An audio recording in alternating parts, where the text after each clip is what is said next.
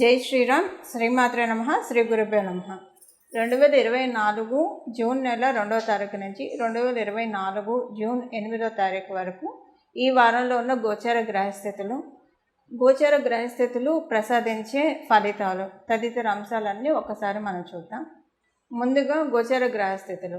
ఈ వారం గోచర గ్రహస్థితులు అన్ని రాశుల్లో ప్రథమ రాశి అయిన మేష రాశిలో ఆ రాశ్యాధిపతి అయిన మంగళ సంచారం, కుజ భగవానుడు సంచారము.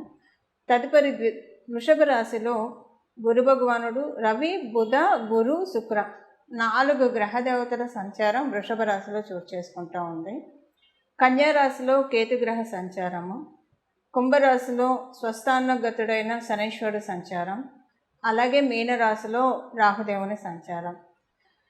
అన్ని రాశుల్ని 2 రోజుల్లో చుట్టి వచ్చే చంద్రభగవానుడు ఈ వారము మీనరాశి మొదలుకొని మిథున రాశి వరకు ఆయన సంచారాన్ని సాగిస్తూ ఉన్నారు. అంటే ఈ వారం ప్రారంభంలో మీనరాశిలో ఉన్న ఆయన 8వ తారీఖుకి మిథున రాశిలోకి వచ్చేస్తారు.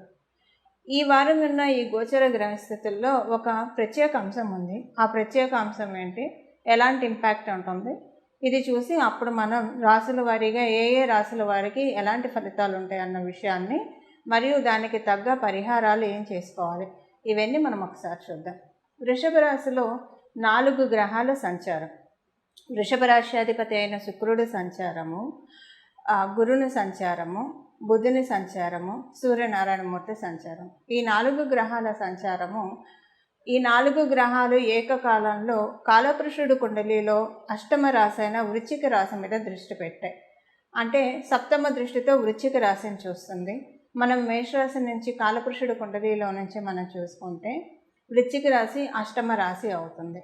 ఈ వారం ఉన్న గోచార గ్రహస్థితులు ఈ చతుర్గ్రహ కూటమి చాలా విశేషమైనది, శుభప్రదమైనది కూడా శుభప్రదమైనదిగా కూడా మనం ఇక్కడ పరిగణించాలి.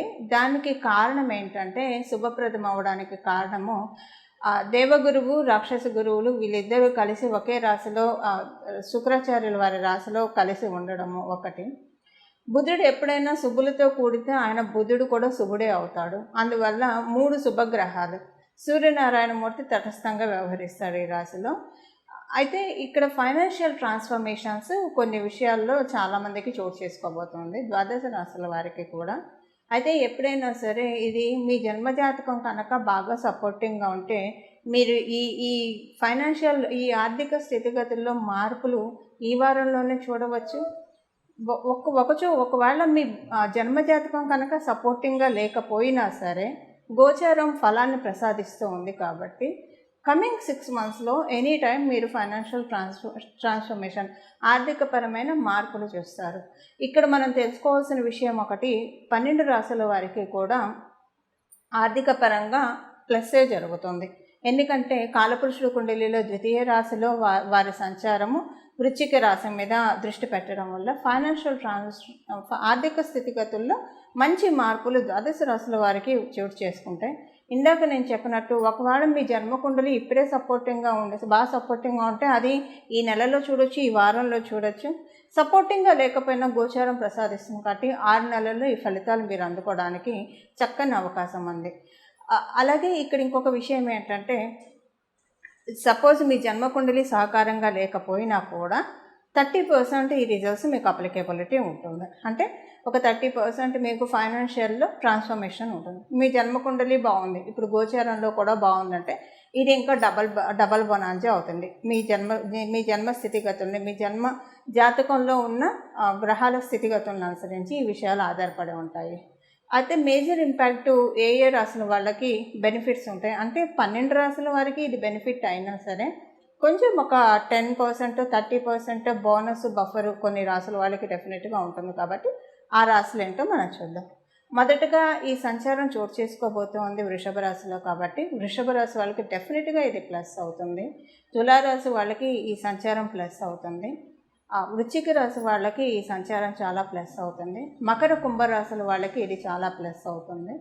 అందరికంటే ఎక్కువ లబ్ధి పొందేది కర్కాటక రాశి వాళ్ళు. కర్కాటక రాశి తర్వాత నెక్స్ట్ ప్లేస్ అంటే వృషభ రాశి వాళ్ళనే చెప్పాలి. ఎందుకు కర్కాటక రాశి అంటే, పంచమ స్థానం మీద కర్కాటకం నుంచి పంచమ వృశ్చికం అవుతుంది.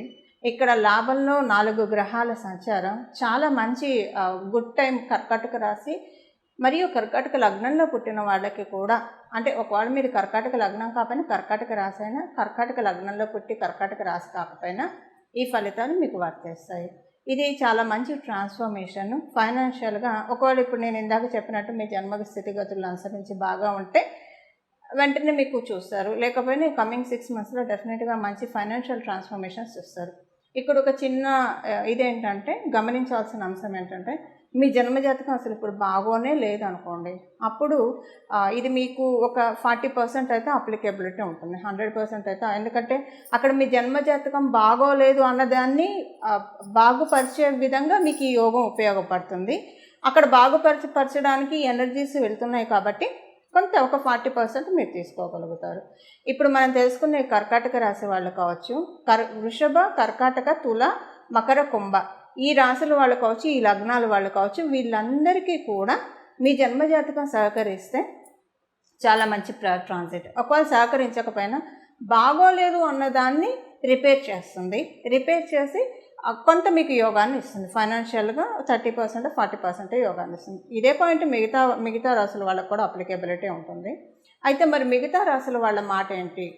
మరి మనకి మేషరాశి ఉంది, మిథున రాశి ఉంది, కన్య, మేష, మిథున, కన్య, ధను, మీన ఈ రాశిలో పుట్టిన వాళ్ళకి, ఈ లగ్నాల్లో పుట్టిన వాళ్ళకి, వీళ్ళందరికీ కూడా ఈ గోచారము ఒక 30% అయితే ప్లస్ వస్తుంది, 30% ప్లస్ వస్తుంది. ఒకవేళ మీ జన్మజాతకం బాగా ఉంటే అది ఇంకా బాగా ఉంటుందని మనం తెలుసుకోవాలి. బట్ ఏది ఎలా ఉన్నా సరే ఇప్పుడున్న ఈ చతుర్గ్రహ కూటమి అన్ని రాసుల వాళ్ళకి డెఫినెట్గా ఏదో ఒక ప్లస్ చేస్తుంది. టైం ఫ్రేము మీ జన్మజాతకాన్ని అనుసరించి ఉంటుంది. అది ఇప్పుడు కమింగ్ 6 months ఈ విషయం మీ జన్మజాతకాన్ని అనుసరించి ఉంటుంది. ఇక మనం విడివిడిగా మీ రాసుల వాళ్ళకి ఈ వారం ఎలా ఉంటుంది, అసలు ఈ చతుర్గ్రహ కూటమి ఎలాంటి ఫలితాన్ని ప్రసాదిస్తుంది, ఇవన్నీ కూడా మనం చక్కగా క్లుప్తంగా మరియు సవివరణంగా కూడా తెలుసుకోవడానికి ప్రయత్నిద్దాం. మిథున రాశిలో పుట్టిన వాళ్ళకి ఖర్చులు, మీరు చేయాలనుకున్న ఖర్చులు అన్నీ కూడా ఏవైతే పెండింగ్ ఉన్నాయో అవన్నీ చేయగలుగుతారు. ఖర్చులు అంటే ఇప్పుడు ఏదైనా సపోజ్ ఇల్లు కట్టుకుందాం అని అనుకుని డబ్బులు చేతికి అందక ఆగిపోతే ఆ డబ్బులు మీకు వస్తాయి. ఏదైనా ఇంటికి ఒక మంచి వస్తువు కొనుక్కుందాం అని చేతుల్లో డబ్బులు ఆడక మీరు ఆగిపోయి ఉంటే అలా డబ్బులు వస్తాయి. ఏదైనా మంచి ప్లెజర్ ట్రిప్కి కావచ్చు, లేదా ఒక తీర్థయాత్రకు కావచ్చు, వెళ్దామని వెళ్లకుండా ఆగిపోయి ఉంటే అవి వస్తాయి మీకు. విదేశాల నుంచి మీరు కనుక విదేశాలు వెళ్ళాలని ప్రయత్నిస్తుంటే దానికి అనుకూలంగా ఉంది. విదేశాల్లో మీ వాళ్ళు ఉంటే కనుక వాళ్ళ నుంచి మీరు కొన్ని తీపి వార్తలు వింటారు. విదేశాలకు వెళ్ళాలన్న మీ ప్రయత్నాలు అన్నీ కూడా సఫలీకృతం అవుతాయి. ప్రత్యేకించి కొంచెం ఈ వారం అంతా కూడా చాలా అంటే లగ్జరియస్గా లావిష్ లైఫ్, అంటే ఇప్పటి వరకు మీరు స్పెండ్ చేసిన అమౌంట్తో పోలిస్తే ఈ వారం మీకు సంతృప్తికరంగా ఉంటుంది. అంటే అన్నీ కరెక్ట్గా వాడడం, ప్రాపర్గా వాడడం, ఏ డబ్బులు కూడా వేస్ట్గా పోలేదు, ఉపయోగపడింది, మనం సంపాదించిన రూపాయి మనకు ఉపయోగపడింది అన్న ఆనందం మీకు ఈ వారం చక్కగా ఉంటుంది.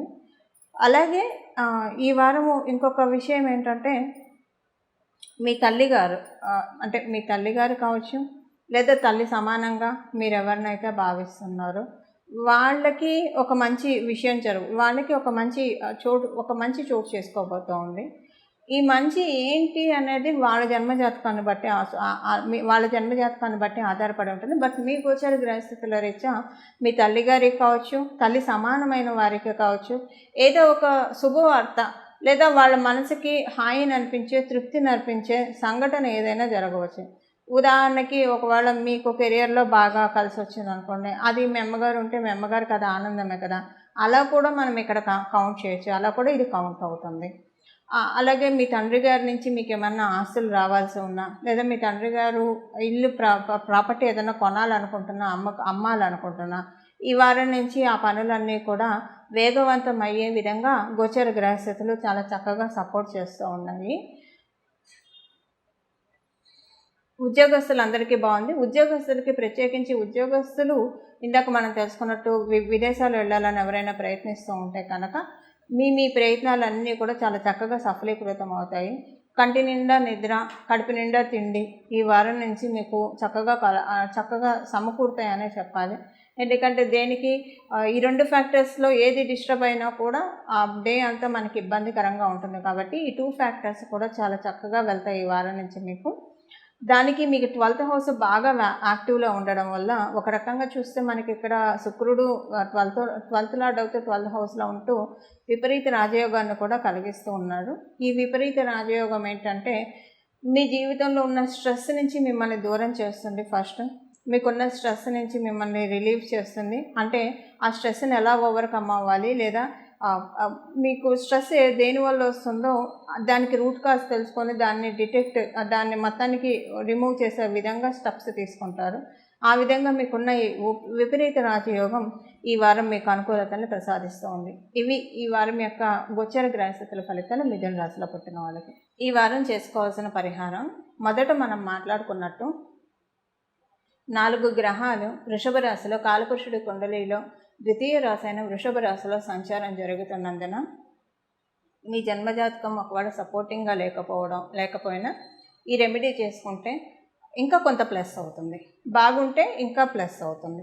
అసలు ఏం చేసుకోకపోయినా మీకు వచ్చే ఫలితం అయితే వస్తుంది, రెమెడీ చేసుకోకపోయినా.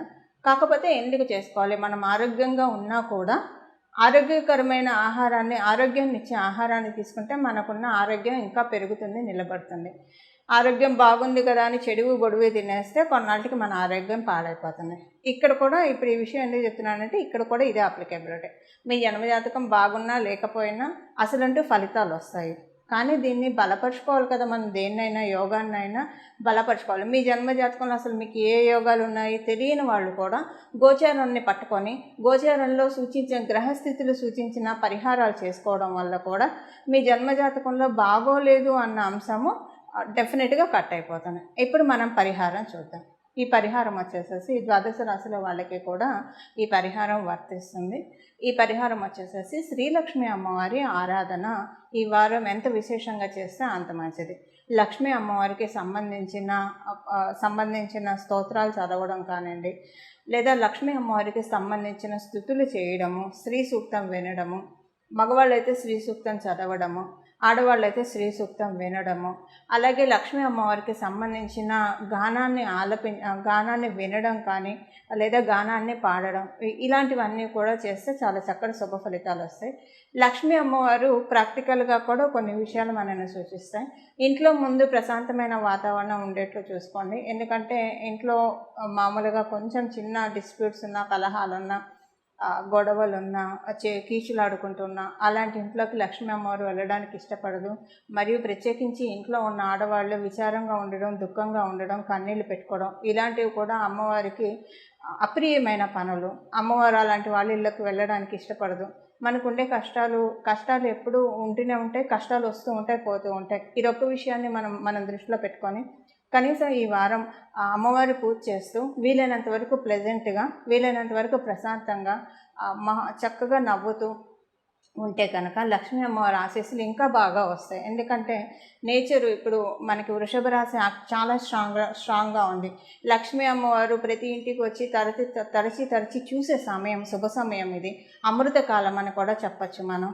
ఈ అమృతకాలాన్ని, అమృతదారిని వడిసి పట్టుకోవడానికి ఖచ్చితంగా 12 రాశుల వాళ్ళు కూడా లక్ష్మీ అమ్మవారిని స్తుతిస్తూ, కీర్తిస్తూ, మరియు ఆచరణలో మనం చేయాల్సినవి, ఆచరణపూర్వకంగా మనం చేయాల్సినవి వీలైనంత వరకు ప్రశాంతంగా ఉండడం, వీలైనంత వరకు ఆనందంగా ఉండడం, స్ట్రెస్, డిప్రెషన్ నుంచి మనమే కమ్ ఓవర్ చేసుకోవడము, వాటిని పక్కన పెట్టేసేయడం, పట్టించుకోకుండా ఉండడము. ఇప్పుడు మనకు ఇష్టం లేని విషయాలు, మనకి ఇష్టం లేని వ్యక్తులు వస్తే ఎలాగైతే మనం పట్టించుకోమో, స్ట్రెస్, డిప్రెషన్ కూడా ఎవరికి ఇష్టం ఉండదు కదా. దాన్ని ఇగ్నోర్ చేస్తూ పట్టించుకోకుండా ఉంటే కనుక డెఫినెట్గా లక్ష్మీ అమ్మవారి ఇచ్చే ఆశీస్సులు అందరం కూడా పరిపూర్తిగా తీసుకోవడానికి అవకాశం ఉంటుంది. మీరందరూ కూడా ఇలా శ్రీ మహాలక్ష్మి అమ్మవారి ఆశీస్సుని పరిపూర్ణంగా తీసుకోవాలని చెప్పి ఆశిస్తూ, నేను కూడా మీ అందరి తరఫున శ్రీ మహాలక్ష్మి అమ్మవారిని ప్రార్థిస్తూ మంగళం. నమో భగవతే వాసుదేవాయ.